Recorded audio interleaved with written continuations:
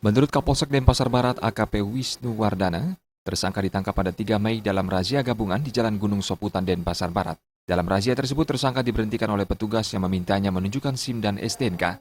Namun tersangka tidak bisa menunjukkan surat-surat kendaraannya dengan alasan tidak membawa dompet.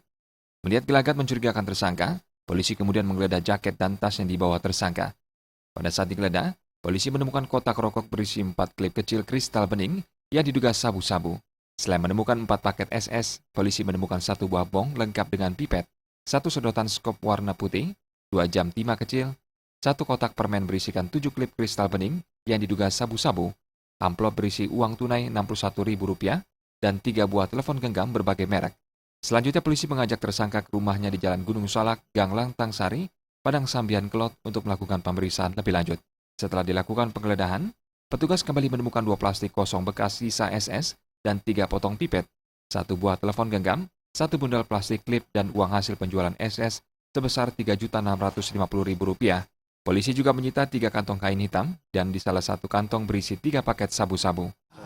Giat razia di pertigaan Soputan, kemudian pada saat melakukan giat razia kita memberhentikan seseorang, kemudian kita geledah dan kita temukan beberapa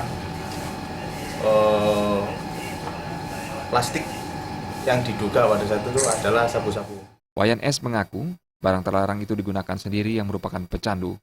Sabu-sabu itu didapat dari seseorang yang dikenal lewat telepon. Saya sebenarnya nggak jual nih, saya pecandu, Pak. Ya. Tapi stoknya banyak, Pak. Kalau saya punya uang, saya beli aja, Pak. Beli berapa ini apa, Pak? Saya security, Pak. Akibat perbuatannya menggunakan sabu-sabu, kini Wayan S harus mendekam di balik jeruji besi Polsek Denpasar Barat. Wayan S dijerat dengan pasal 114 nomor 35 tahun 2009 tentang narkoba dengan ancaman kurungan selama 4 tahun.